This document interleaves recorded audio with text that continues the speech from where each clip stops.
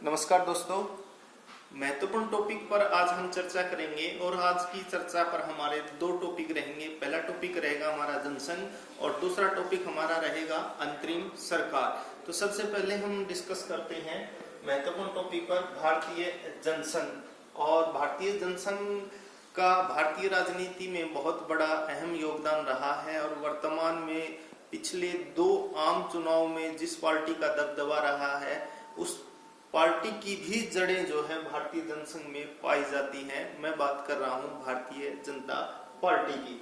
और हम भारतीय जनसंघ की स्थापना 21 अक्टूबर 1951 में जो है भारतीय इसके संस्थापक थे श्यामा प्रसाद मुखर्जी।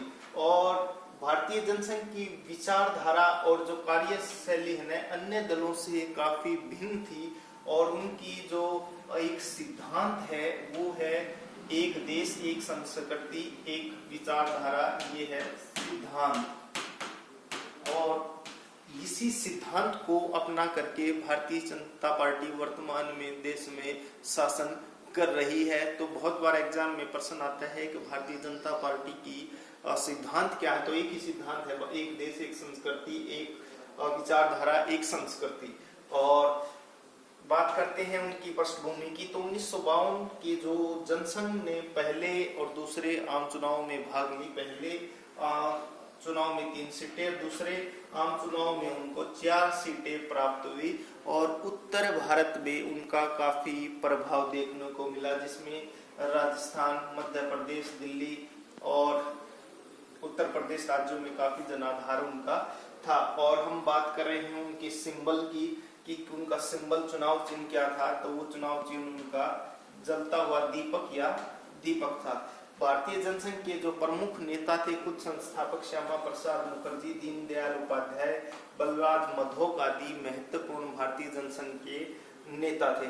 और भारतीय जनता पार्टी की जड़ें इस जनसंघ में बीजेपी की जो जड़ें हैं वर्तमान में जो बीजेपी पार्टी उसकी भी जड़ें जो है भारतीय जनसंघ में पाई जाती है। 1975 के आपातकाल के दौरान कई पार्टियों ने मिलकर एक जनता पार्टी की स्थापना की थी। जो 1977 की जनता पार्टी ने जो सरकार बनाई थी तो उस समय भारतीय जनसंघ का विलय भी जो है भारतीय जनता पार्टी में कर दिया गया था। तो इसके बाद से ही कुछ नेताओं में जो भारतीय जनसंघ के थे 1980 में बीजेपी की स्थापना करने में महत्वपूर्ण भूमिका निभाई थी। तो अब हम थोड़ा सा बात करते हैं। अमूमन आपको ये डिस्कशन बहुत कम जगह देखने को मिलेगा और सीखने को मिलेगा कि जो कांग्रेस पार्टी है उन्होंने पहले जो है 4 आम चुनाव में 1952 से लेकर 1967 के 4 आम चुनाव में और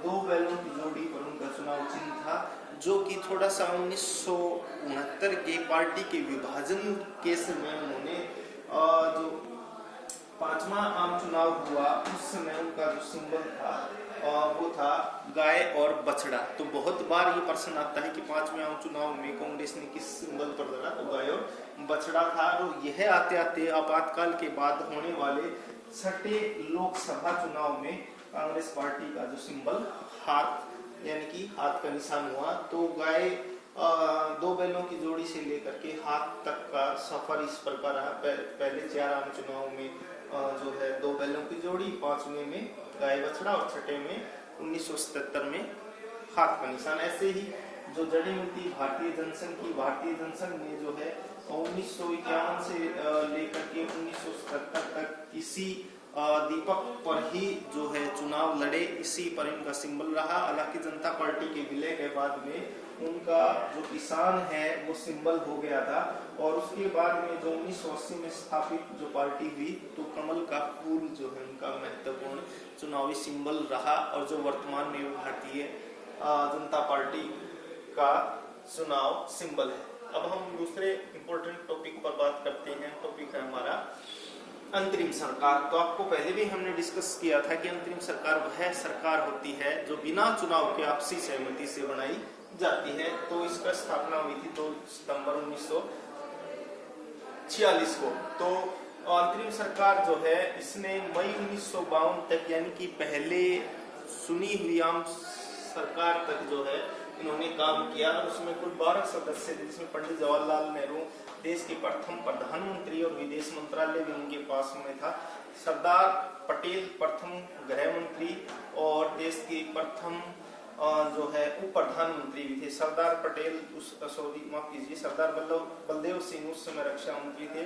डॉक्टर जॉन उस समय उद्योग आपूर्ति मंत्री, चक्रवर्ती राजगोपालाचारी उस समय शिक्षा मंत्री, तो अंतरिम सरकार के पहले शिक्षा मंत्री थे सी गोपालाचारी। लियाकत अली वित्त मंत्री थे और अशफाक अली रेलवे मंत्री थे। डॉक्टर राजेंद्र प्रसाद देश के प्रथम और अगले चुनाव में भी बनने वाले देश के पहले राष्ट्रपति थे। तो उम्मीद करते हैं कि दोनों टॉपिक आपको अच्छे से समझ में आया होगा। Thank you.